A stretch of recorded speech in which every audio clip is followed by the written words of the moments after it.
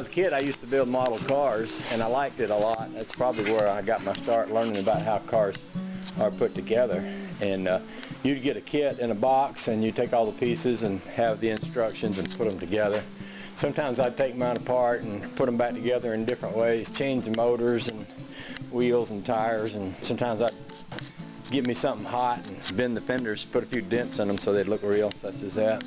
Anyway, this Jeep to me is like having a model car. It's got a lot of pieces and parts. It doesn't have any instructions, and it's been put together and taken back apart, and a lot of parts in a box, and I sort of figure out how they fit. Case in point, I went to put this windshield on here, and this piece right here runs right into the door. And I thought, okay, the windshield needs to be adjusted. It's sitting wrong. So I started looking at how to adjust it, and I came over to the other side, and the other side is exactly the same way. That happens on both sides, and I'm kind of asking myself, well, dang, have I got the wrong doors, or have I got the wrong windshield? And I finally figured out exactly what I got here. This piece that's hitting is a piece of plastic, and it's removable, and it probably is a piece that's put on there to go with the soft top.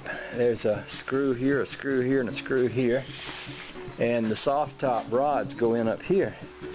So I'm thinking, okay, to get the doors on here with the hardtop, you have to take this off. Duh. It's kind of like one of those model car moments when you've got a part and you're trying to put it somewhere and it don't fit, and after a while you read the instructions and figure it out. I didn't read the instructions, but I'm figuring it out. So, with that said, I'm going to get me out a screwdriver and carefully dismantle that, because I'm going to want to put that top back on here. I did find a lot of interesting rust. I got some rust right in here, and up in here I found some rust that's been coated over with some body filler, but that's going to need to be addressed. So that means that the thing holding my windshield up is rusty, and there's also some duct tape up in here, which I figure is probably covering up some rust. So obviously I've got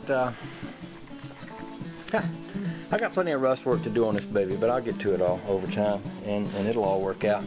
That said, I'm going to pop those little side tracks off, and I got a couple little pieces right here that have to pop off. I think it's funny, I was thinking about these pieces last night. If you lost these pieces, you'd never be able to get that top back on there.